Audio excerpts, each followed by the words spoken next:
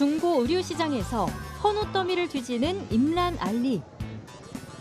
29세의 에어컨 기술자인 그는 자신과 가족을 위해 늘 새 옷을 사곤 했지만 최근 임금 삭감과 치솟는 인플레이션 때문에 어쩔 수 없이 중고 옷을 구매하기로 했습니다.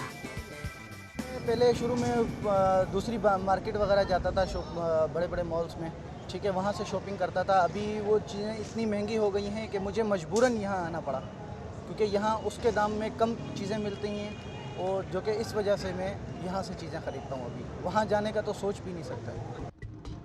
카라치의 중고 의류 시장인 란다 바자. 과거 이곳의 주 고객층은 저소득층 사람들이었지만 최근엔 중산층도 이곳을 즐겨 찾고 있습니다. 하지만 상인들은 마냥 웃을 수만은 없는데요. 파키스탄 루피화 가치의 급락으로 주로 서구 국가에서 수입되는 중고 의류의 가격이 상승하고 있기 때문입니다. अभी बस शायद हो सकते अगर ये महंगाई है सब बढ़ता जा रहा है तो ये हो सकते हैं कि हम लोग मजबूर हो गए ये दुकानों छोड़ने में तैयार हो जाएगा, फिर छोड़ेगा, कारोबार नहीं होगा, ग्राहक लेने वाला नहीं होगा, खरीदार नहीं आएगा। 전국 각지에서 온 중고 의류를 판매하는 상인들은 모두 같은 고민을 나누고 있습니다.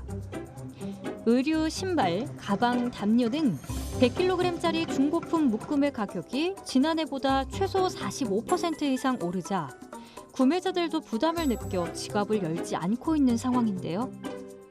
इस वक्त बहुत ये सीज़न था हमारा लंडे का, लेकिन इस साल कुछ भी नहीं रहा। महंगाई की वजह से लोगों ने कोई ख़रीदारी नहीं की, कोई व्यापारी नहीं आ रहा मार्केट में। पोर्ट पे लोगों के कंटेनर फंसे हुए, डॉलर ना होने की वजह से डिटेंशन आ रही है, लोगों के ऊपर डैमेजें आ रही है। बहुत ज़्यादा नुकसान लंडे वालों को हो गया। 치솟는 물가의 화폐 가치 하락으로 국민 생활은 갈수록 팍팍해지고 있는데요. 하루빨리 그 어둡고 긴 터널에서 벗어나 시민들의 삶에도 활기가 돌면 좋겠습니다. 파키스탄령 카슈미르의 닐룸밸리가 하얀 눈으로 뒤덮였습니다. 약 4만 명의 주민이 거주하고 있는 마을인데요. 2월엔 흔히 볼 수 없는 폭설에 당황한 주민들은 당장 집 주변 눈부터 치우느라 분주합니다. 내린 눈의 양이 많다 보니 상류 계곡에는 도로가 막혀서 주민들의 발이 묶였는데요. 또 도로를 통해 들어오던 모든 물자 공급까지 중단돼 당장 식량 부족을 걱정해야 하는 상황에까지 처했습니다. बर्फबारी से लोगों के माशी सूरत हाल जो है वो काफ़ी मुतासर हुई है। ख़ास तौर पे लोगों का लाइफ स्टॉक बहुत ज़्यादा उससे डिस्टर्ब हुआ है। बहुत सारे जानवरों की जो है अमवात हुई हैं। इसके अलावा उनकी फसलों के ऊपर बहुत बड़ा इसका इम्पैक्ट पड़ा है। 물을 길어오거나 마을을 오가는 것조차 쉽지 않은 일이 됐는데요. 눈이 병원으로 통하는 도로를 막은 탓에 아픈 아이의 치료를 위해 8km의 눈길을 걸어 병원을 찾은 사람도 있습니다. अरे तो अस्पताल बच्चे चेक कराने वास्ते। अच्छा, तो बस हुण वापसी है दवाई वगैरह की थी ते बड़ा स्लाइड दा खतरा अल्लाह ही कुरेम करे। राह जेड़े बड़ा मुश्किलात है, तंग है। वैसे भी हुण तां दी भी रस्ते बंद हो गए। 지난 여름에 겪은 대홍수에 이어 폭설까지 내려버린 파키스탄. 탄소 배출량은 세계에서 158번째로 미미하지만 정작 최대 피해국이 됐습니다. 1967년 지어진 한 아파트. 처음 건물을 지을 때는 해안에서 200m 떨어진 곳이었지만 이제는 건물 앞까지 바닷물이 밀려들자 프랑스 당국이 철거 결정을 내렸습니다. 기후변화로 해수면이 급격하게 상승하고 해변이 침식하면서 건물이 무너질 위기에 처했기 때문인데요. Ça fait un monument de sous-lac qui s'en va, quoi. Tout le monde était habitué à... Et puis voilà, ça part. 해안 침식 현상은 대서양 남부뿐만이 아니라 북부 노르망디 지역 등 프랑스 곳곳에서 매년 20에서 30cm씩 빠르게 진행되고 있는데요.